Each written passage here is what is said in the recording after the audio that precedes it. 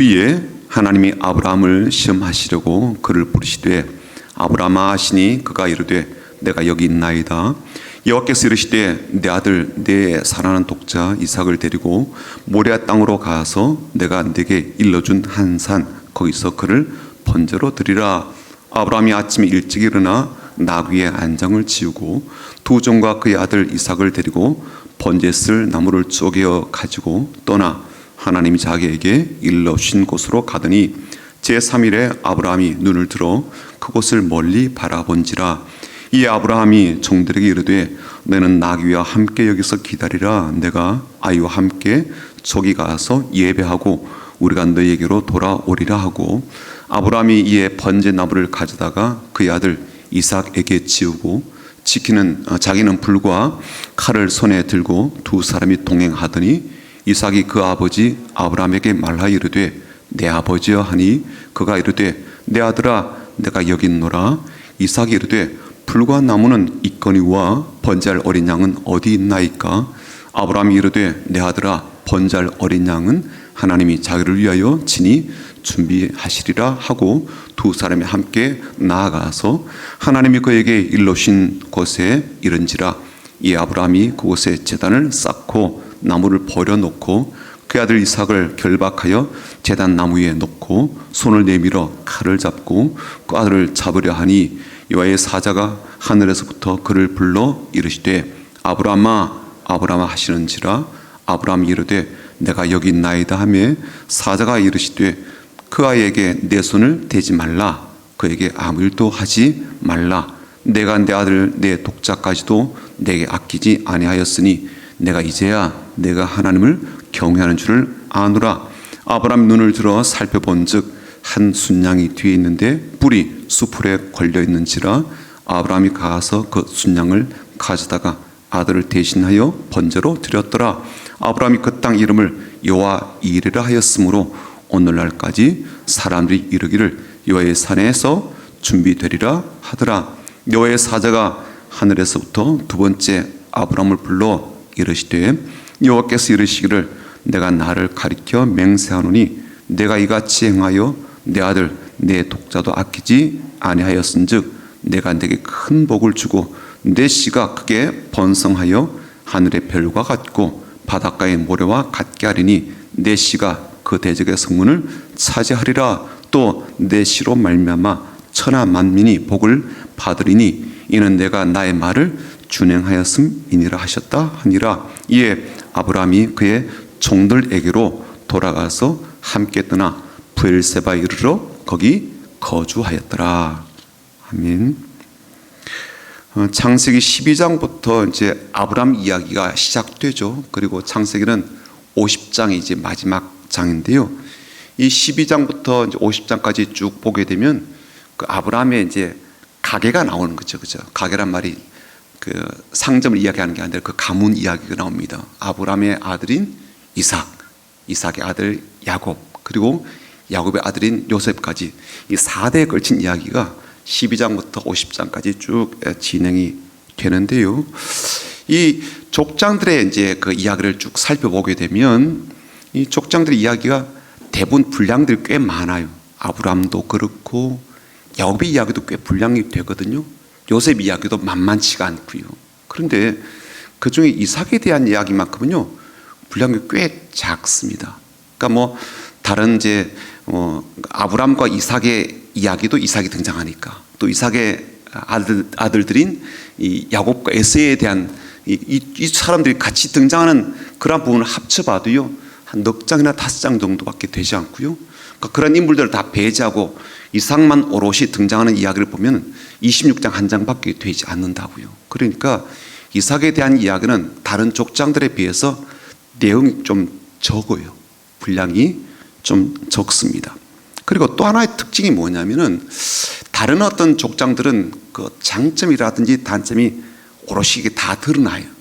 그러니까 아브라함 같은 경우도 아브라함 믿음에 대한 것도 우리가 지난번에 보았지만 믿음도 굉장히 많이 부각되지만 그에 못지않게 또 연약한 부분도 많이 부각되거든요.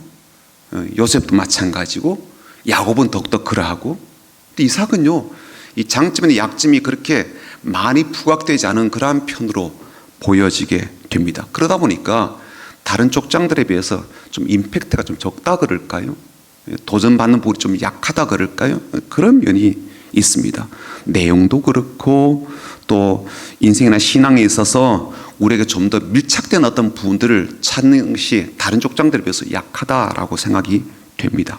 그런데도 불구하고 오늘 우리는 이삭에 대해서 좀 주목을 해 보려고 합니다. 그 이유는요, 성경의 상당 부분 등장하는 인물들이 예수님에 대한 어떤 그러한 것들을 그림자와 같이 그렇게 보여주는 역할을 많이 하거든요. 이삭도 바로 그런 면에 있어서 굉장히 예수님을 좀 드러나게 한다 그럴까요? 돋보이게 한다 그럴까요? 예수님의 어떤 그림자 역할을 이삭이 잘 해주고 있기 때문에 그래서 오늘 이삭의 이야기를 좀 주목해 보려고 합니다. 오늘 말씀은요, 이미 이제 그 내용을 잘 알고 있죠. 왜냐하면 지난주에 아브라함 이야기를 우리가 하면서 충분히 다뤘기 때문에 또다시 그 내용을 반복해서 전하진 않겠습니다. 단도직입적으로 이삭에 대한 이야기를 오늘 들어가게 될 텐데, 이삭의 이야기를 보면서 저는 예수님을 다시 볼 수 있기를 바란다, 그런 목적으로 오늘 같이 말씀을 좀 나눠 보려고 합니다. 첫 번째, 우리 아들이라는 신분을 우리가 좀 이삭을 통해서 보게 되는데, 그게 꼭 예수님의 이야기와 이렇게 겹쳐 보이더라고요. 이삭은요, 아브라함에게 있어서는 하나뿐인 아들이죠. 그렇죠? 외동 아들입니다. 물론 하갈을 통해서 얻은 이스마엘이라는 이제 아들이 있긴 하지만, 이스마엘은 본부인 사라를 통해서 얻은 게 아니라 사실은 첩이라고 하겠죠. 첩인 이 하갈을 통해서 얻게 되었거든요. 그러니까 하나님께서 인정하신 아들이 아닌 거죠, 이 이스마엘은. 그리고 하나님께서 원하셨던 그런 아들도 아니고, 그러니까 이삭과 이스마엘을 비교해 본다면 비할 바가 못 되는 겁니다. 그래서 이삭은요, 아브라함에게서 참 사랑받는 독자다라는 것을 본문에서 밝혀주고 있죠. 이 부분은 하나님도 알고 계시는 바이고요. 그래서 아브라함에게 직접 하신 말씀도 2절에 나옵니다. 2절에 뭐라고 되어 있냐면, 여호와께서 이르시되 내 아들 내 사랑하는 독자 이삭을 데리고, 이렇게 되어 있거든요. 아브라함의 마음에 둔 사람이 여럿 있을 겁니다. 그 중에 뭐 이스마엘도 있을 것이고요. 또 우리가 앞선 그런 본문이지만 뭐 우리가 살피지 않았습니다만 그 종도 있거든요. 누군지 아시죠? 아들처럼 생각했던 종이 있거든요. 엘리에셀이라고. 그래서 하나님 뭐 없으면 엘리에셀 걔를 그냥 아들로 삼을까요? 그럴 정도였다고요. 그 사람도, 엘리에셀도 마음에 두었을 것이고, 또 자기가 그토록 사랑하는 이 아내 사라도 마음에 둔 인물이지만, 아마 이 이삭만큼 될까? 가장 깊게 가장 많이 사랑하는 대상을 찾으라 그런다면 이삭이라고 할 수가 있을 거예요. 마찬가지로 하나님께도요, 예수님밖에 없는 거죠. 그죠? 아들이신 예수님밖에 없습니다. 그래서 예수님 향해서도요, 하나님께서 두 번이나 내가 아끼는 아들, 내가 사랑하는 아들, 이런 표현을 하셨거든요. 세례요한에게 세례를 받으실 때도 하늘로부터 그런 음성이 들렸습니다. 이는 내 사랑하는 아들이요 내 기뻐하는 자라, 그렇게 말씀하셨고, 예수님께 제자들을 데리시고 변화산에 오르셨을 때도 확 몸이 변하면서 하늘에서 갑자기 구름에 쌓여있는 그러한 가운데서 음성이 들렸지 않습니까? 똑같은 음성이 들렸어요. 이는 내 사랑하는 아들이요 내 기뻐하는 그런 자다라는 말씀을 들려주셨습니다. 그러니까 이삭과 예수님에게서 매우 중요한 공통점을 발견하게 되는 거죠. 아, 사랑받는 사람이었다, 사랑받는 독자였다라는 사실을 보게 됩니다. 두 번째는요, 어떤 공통점이 있는가 봤더니 홀로 짐을 진 거예요. 그러니까 아브라함이 이제 이삭을 번제로 드리려고 모리아산으로 이제 가게 되는데, 산에 이제 도착해서 산기슭에 종들을 거기에 내비두고 이삭에게 번제 쓸 나무를 지워가지고 산 꼭대기로 올라가잖아요. 오늘 6절에 그렇게 되어 있습니다. 보시면 아브라함이 이에 번제 나무를 가져다가 그의 아들 이삭에게 지우고, 그렇게 되어 있어요. 아들 이삭에게 그 나무를 지게 합니다. 사실 그 나무는 어떤 거예요? 아들 이삭을 불태울 땔감들이죠. 그렇죠? 이걸 지게 했어요. 어쩌면 그렇게 행동하는 아브라함이 굉장히 잔인하게 보일 수도 있을 것 같아요. 아브라함이 또 그 일을 태연하게 또 담대하게 행합니다. 그렇지만 아무리 담대하게 태연하게 그 일을 시키고 또 그렇게 말을 하고 있다 할지라도 아브라함이 아마 쉽게 그것을 마음에 그렇게 할 수 있었던 것은 아닐 거예요. 당연하다는 듯이 아무런 일도 없다는 듯이 그렇게 하지는 않았습니다. 그런 마음은 아니었을 거예요. 아들을 불태울 그 나무들을 아들에게 지어주면서 아무런 말이 없거든요. 본문에 아무런 말이 없다고요. 저는 그 말 없음이 아브라함의 마음을 대변하는 것은 아닐까 그런 생각이 들었습니다. 뭔 말을 하겠어요?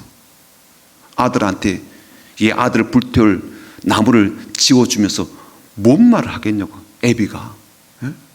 저는 말이 없다는 그 자체 속에 참 많은 마음을 담고 있지 않을까, 아버지의 그 비통한 마음을 담고 있지 않을까 그런 생각이 들었습니다. 자, 그런데 아들 이삭은요, 아버지가 지어주는 그 짐을 메고 이제 산을 올라가거든요.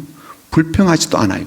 왜 나한테 이런 짐을 지게 하는지 한마디를 하지 않아요. 그냥 아버지가 시키는 대로 그냥 하거든요. 잘 보세요. 집에서 이제 이 모래산까지 올 때 그 나무를 누가 지고 왔는지 아시죠? 누가 지고 왔어요? 달구지가 있었어요. 나귀가 있었단 말이에요. 그러니까 나귀에게 지어가지고 여기까지 왔어요.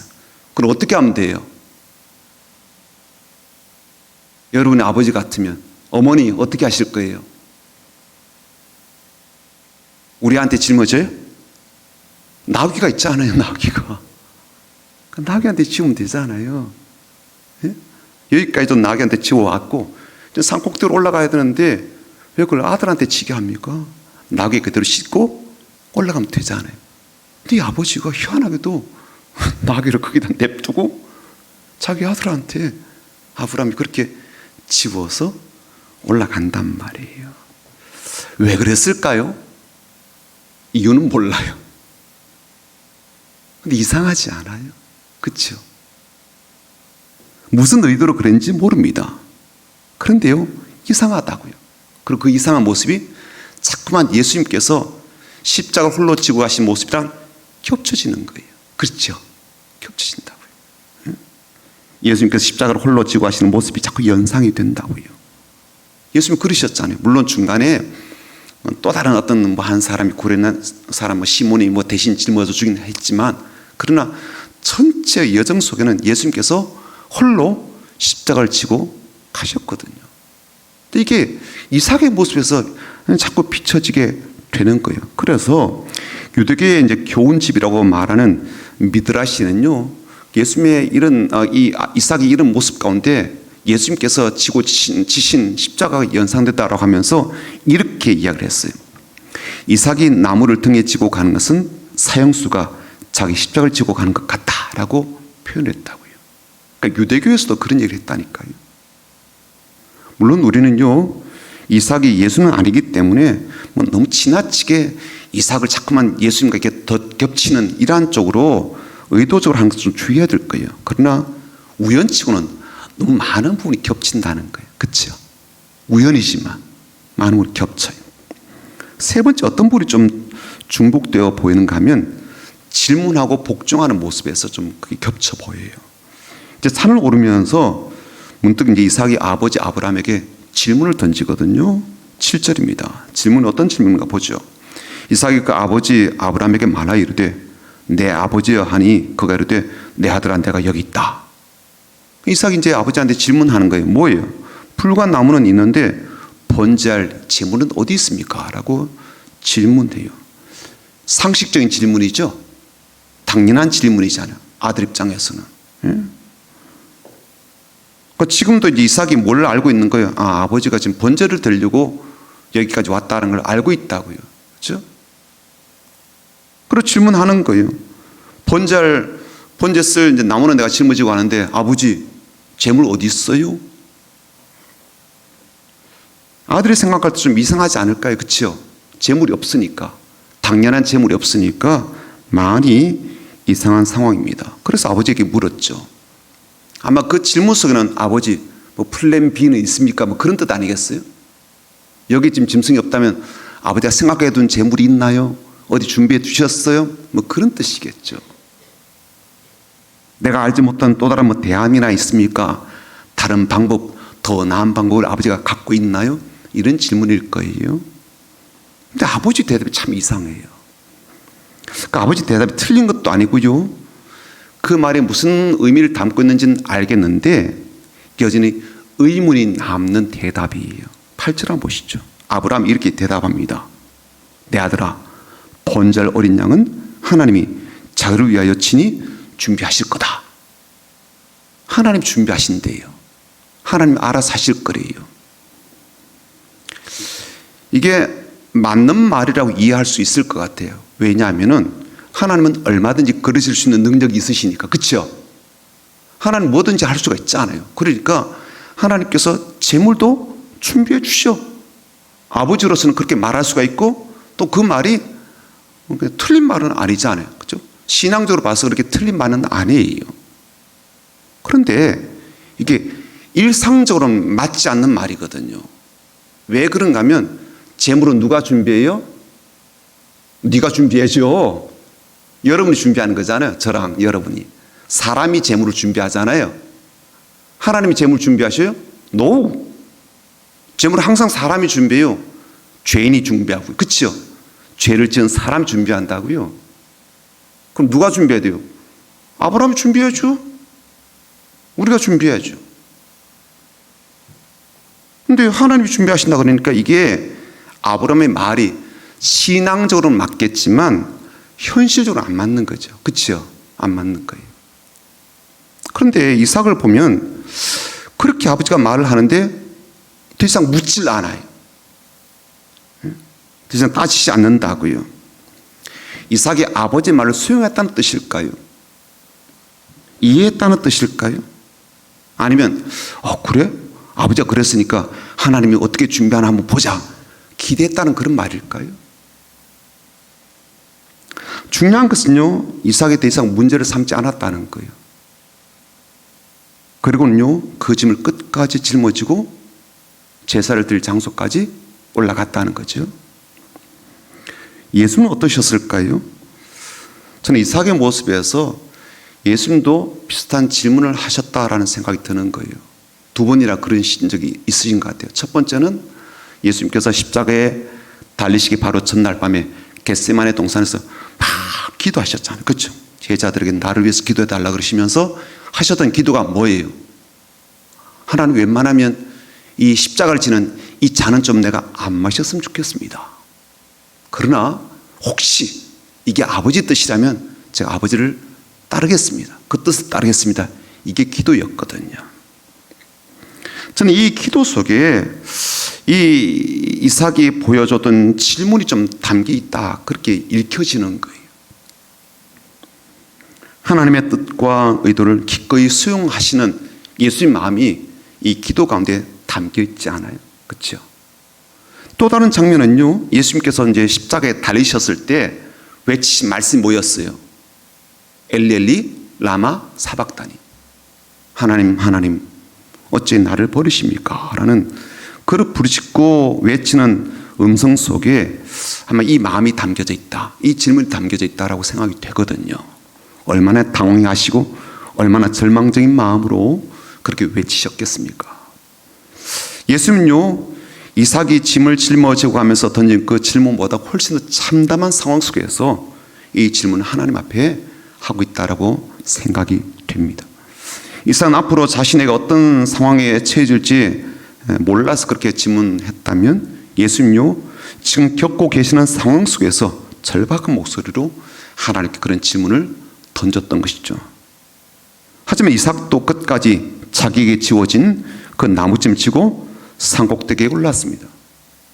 그 모습이 바로 예수님 미리 보여주고 있고 예수님께서 십자가를 지고 가시는 그 모습을 고스란히 예고편으로 보여주는 것 같다라는 느낌이 드는 거예요. 그러니까 이삭의 순종에서 예수님의 순종하는 모습을 우리가 충분히 그려볼 수 있다 그 뜻이죠.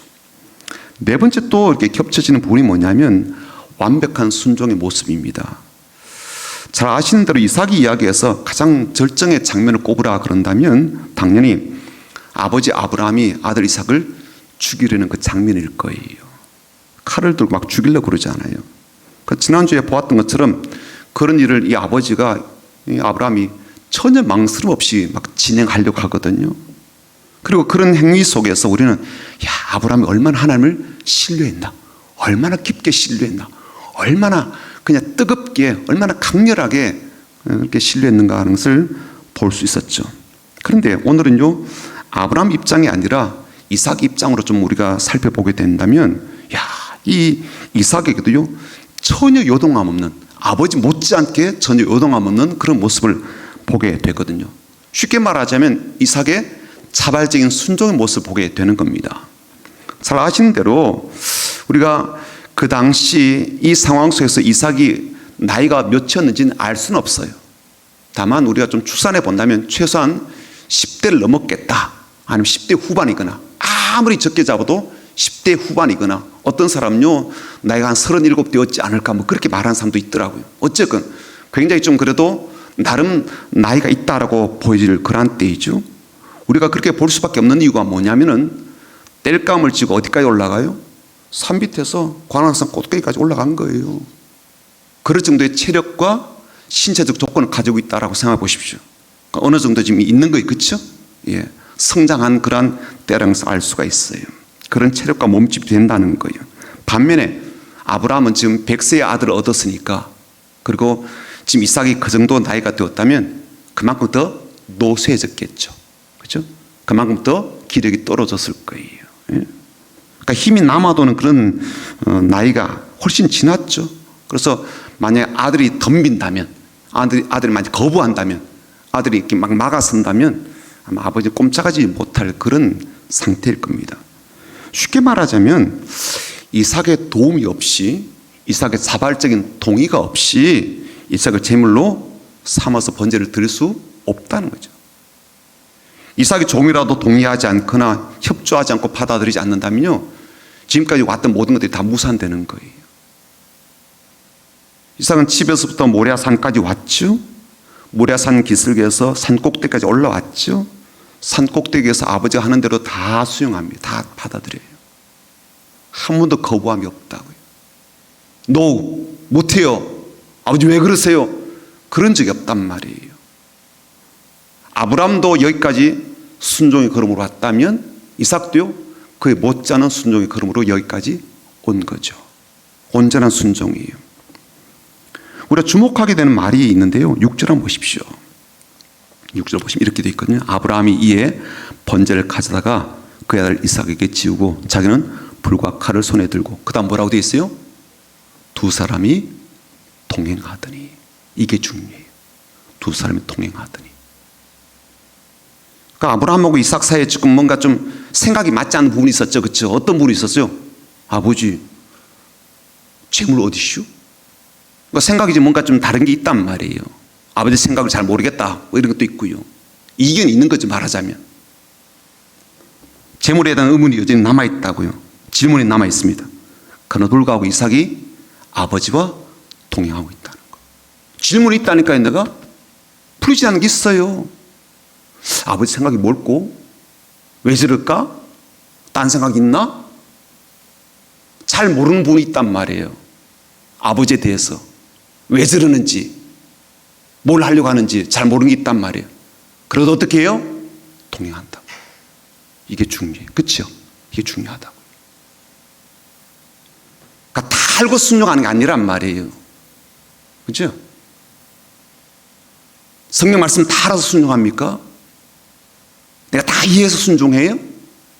그렇진 않아요. 같이 가죠. 다 몰라요. 의문 나는 점도 있어요. 아버지가 이해가 되지 않는 그 부분도 있다고요. 설명을 하는데 설명이 나한테 지금 제대로 안 들어와요. 이해가 안 되는 부분이 있어요. 그래도요, 한 방향 보고 나아간다고요. 둘이 한 몸인 것처럼 움직이잖아요. 그렇죠? 그러니까 그럴 정도로 이삭이 지금 자발적으로 순종하는 모습을 보인다는 거예요. 이해될 때까지 못해요. 아버지 다시 설명해봐요. 왜 그러는지. 난 도무지 이해가 안 되네, 아버지. 그러지 않더라고요. 물론 여기에서 뭐 아브라함의 믿음이 위대한가, 뭐 이삭의 순종이 위대한가, 그걸 뭐 따지고 평가할 수는 없죠. 그런데요, 아무리 아브라함 믿음이 좋고 실천한 그 마음이 대단하다 할지라도 하나님 말씀에 끝까지 잘 순종하려는 아브라함의 그 믿음의 가치를 우리가 높이 평가하긴 하지만 이삭의 동의 없이, 협조 없이 온전한 순종이 되지 않는다면 아브라함의 그 모든 순종의 결실을 볼 수 없었을 거예요. 그렇죠? 아들 협조 없이 안 되거든요. 아버지 나 못해요. 왜 이러시오? 못하는 거예요. 그러면 아무것도 못하는 거예요. 집에서 잘 왔지만 산꼭대기에서 다 어그러시는 거예요. 마찬가지로 하나님 아버지의 그 구원 계획, 우리에 대한 구원 계획이 완벽하고요. 아무리 우리에게 좋은 것이라 할지라도 우리 주님께서 나 못해요. 왜 이러신디요? 이러면 다 끝나는 거예요. 그 죽으심을 온전히 받아들이고 순종하지 않으셨다면 어떤 구원의 계획이 이루어질 수가 없고요. 어떤 결과도요 도출하지 못하는 거예요. 그래서 주님의 이 모든 일들을 보게 되면 하나님의 완벽한 계획, 우리 아버지의 완벽한 계획과 아들이신 예수님의 완전한 순종이 또 더불어서 하나님 아버지 깊은 마음과 예수님의 적극적이고 자발적인 헌신이 딱 어우러져서 우리에게 완벽한 구원으로 주어지게 된 거죠. 그런 선물이 우리한테 주어지게 된 겁니다. 그런 놀라운 사역의 성취 속에 그런 헌신과 희생과 자발적인 순종이 있었던 것이죠. 또 한 가지 우리가 좀 겹쳐지는 부분이 있는데요. 그건 뭐냐면 이삭이 이제 죽지 않고 살아서 집으로 돌아오게 되죠. 그렇죠? 예, 살아서 돌아옵니다. 하나님께서 준비하신 또 다른 짐승이 있었기 때문에 이삭이 죽지 않을 수가 있었죠. 어쨌건 이삭은 그 아버지가 죽이지는 않았지만 어쨌건 이삭이 살아서 집으로 돌아올 수 있었는데 성경은 이 부분을 어떻게 해석하느냐 조금 우리가 왜 그러지? 라는 부분이 있어요. 히브리서 11장을 보니까 19절에 이런 말씀이 있습니다. 그가 하나님이 능히 이삭을 죽은 자 가운데서 다시 살리실 줄로 생각한지라 비유컨대 그를 죽은 자 가운데서 도로 받은 것이니라. 그렇게 표현하고 있다고요. 그러니까 비유처럼 말하자면 이삭을 죽은 자 가운데서 다시 살리신 것처럼 그렇게 도로 받았다라고 해석을 해요. 무슨 뜻이에요? 말하자면 죽은 자 가운데서 살리심을 받았다. 그런 뜻으로 해석될 수 있다는 거예요. 죽지 않았잖아요. 근데 그런 것처럼 해석해도 무방하다 그런 뜻이에요. 근데 그런 일을 실제로 겪은 분이 누구예요? 예수님이시죠. 우리 주는요 실제로 죽으시고 실제로 부활하셨습니다. 실제로 처참한 죽임을 겪으시고 실제로 육체적으로 살림을 입으셨죠. 이삭과 예수는요 똑같지는 않지만 상당 부분 공통되게 보여지는 그러한 면들이 있고요. 그래서 이삭이 겪었던 일, 이삭의 이야기가 예수님을 자꾸 드러내게 되는 그런 이야기가 된단 말이죠. 그리고 그런 만큼 예수님이 얼마나 위대한 일을 하셨나, 얼마나 깊은 마음을 갖고 하셨나, 얼마나 담대하게 그 일을 하셨나, 얼마나 순종적으로 행하셨는가라는 것을 새삼스럽게 느끼게 되는 거죠. 이삭은 우리를 위해서 그렇게 한 건 아니잖아요. 그렇죠? 나를 위해서 한 건 아니에요. 단지 아브라함이 하나님께로부터 명령을 받았고요. 또 하나님께서 그렇게 명령하셨기 때문에 그 일에 순종했을 뿐 나랑은 무관한 일이. 그런데 주님은요 그렇게 하신 모든 일들이 나를 위한 것이. 그래서 우리는요 이삭의 모습 속에서 한 번 더 주님께서 어떻게 나를 위해서 그렇게 하셨는가라는 것을 새롭게 깨닫게 되는 거죠. 사랑하는 성도 여러분, 오늘 이 말씀은 이삭에 대한 순종을 우리가 보게 되는데요. 이 말씀 보면서 전 두 가지를 좀 생각했으면 좋겠다 싶습니다. 첫 번째는 이삭에게서 보여지는 모습이에요. 이삭은 나이가 어려도요 아브라함 못지않은 믿음의 걸음을 걸었던 사람이거든요. 결혼하지 않았어 이 친구가. 예? 그래서 저는 이삭을 통해서 배우는 게 참 많다라고 느껴집니다. 신앙은 어떻게 본다면 연륜과 세월을 무시할 수는 없어요. 성장과 성숙에는 시간이 꼭 필요하기 때문에요. 한순간에 확 성장하지는 않잖아요. 성장에 시간이 있더라고요. 공을 들여야 되고요. 애들이 크려면 먹여야 되잖아요. 먹이고 키우는 시간이 꼭 필요합니다. 신앙적 연륜도 마찬가지로 생각해요. 그러나 때때로 믿음은요 그런 시간을 뛰어넘는 경우도 있더란 말이에요. 이삭은요 아직 어른이라고 말하기에는 더 시간이 필요한 상태 속에 있었습니다. 그런 것처럼 보여도요 어느 어른 못지않은 믿음을 보여줍니다. 그가 보여준 믿음이 어떤 것인지 우리가 잘 배웠으면 좋겠어요. 애예요, 애. 그런데도 그가 보여준 믿음이 남다르게 느껴집니다. 믿음은 시간이 지나면 자동적으로 생기는 게 결코 아니에요. 그리고 시간이 많지 않아도 짧고 적은 시간에도 믿음요 굉장히 크고 놀랍게 그리고 높게 형성될 수도 있다는 거예요. 이삭은 오늘의 사건을 통해서요 아마 어마어마한 경험적 확신을 갖게 되었을 거예요. 아버지 아브라함에게도 있었겠지만 아들 이삭에게도 얼마나 큰 믿음이 그에게 생겼을까. 그렇죠? 얼마나 큰 믿음이 생겼겠어요. 그리고 나름 본인이 갖고 있는 간증도 있을 거예요. 아마 그 간증이 평생도록 그로 하여금 하나님 앞에서 순종하는 걸음으로 살게 했을 겁니다. 아버지 못지않게 본인의 경험에 의한 믿음을 갖게 된 것이죠. 의심과 질문이 있어도 아버님과 함께하는 동행하는 그러한 믿음, 끝까지 신뢰를 내려놓지 않는 그러한 자세, 생명까지도 내가 기꺼이 내어놓겠습니다라는 그런 삶의 태도는 우리가 꼭 배워야 될 부분 아닐까 싶습니다. 그리고 그런 믿음은요 나이가 든다고 그냥 배워지는 게 아니죠. 결단이 따라야 되겠죠. 만약 그런 결단이 없었다면 아마 이삭은 그런 믿음을 배우지 못했을 거예요. 그렇죠. 결심이 필요하고 무엇보다도 하나님 향한 믿음을 붙잡는 것이 거기 있었던 것처럼 우리에게도 그런 믿음의 자세를 배운 것이 필요하겠다 생각됩니다. 또 다른 한 가지는요 우리의 마음에 담아야 될 것인데 예수님이죠. 이삭 보면서 우리는 누구를 계속 봅니까? 예수님 보게 되지 않아요. 예수님 보도록 주신 말씀이구나라고 생각이 됩니다. 예수님의 그 헌신과 희생과 사랑이 없이 우리의 구원이 이루어질 수가 없지요. 그 순종이 없이 우리 어떤 구원도 받을 수 없습니다. 그 은혜를 잊지 말자는 거예요. 그 은총을 잊어버리지 말자는 거예요. 그 사실을 잊지 말자는 겁니다. 이삭처럼 그런 믿음을 갖지 못한다 할지라도 최소한 주님께서 나를 위해서 무슨 일을 하셨는지 이건 잊지 말아야죠. 그렇죠? 나 그런 믿음이 부족해요. 이삭처럼 그렇게 살지 못해요. 그런 단단하고 든든하고 속 깊은 믿음 없지만 최소한 우리 주님께서는 나를 위해서 무슨 일을 하셨는지 이건 잊지 말아야죠. 그 은혜마저 잃어버리고 사는 일은 없길 바랍니다. 그래서 오늘도 주님과 함께 내일도 이 주님의 은혜 가운데 살아가는 저와 여러분 되기를 주님의 이름으로 축복합니다. 아멘. 말씀 앞에서라는 찬양 같이 부르고 함께 기도합니다.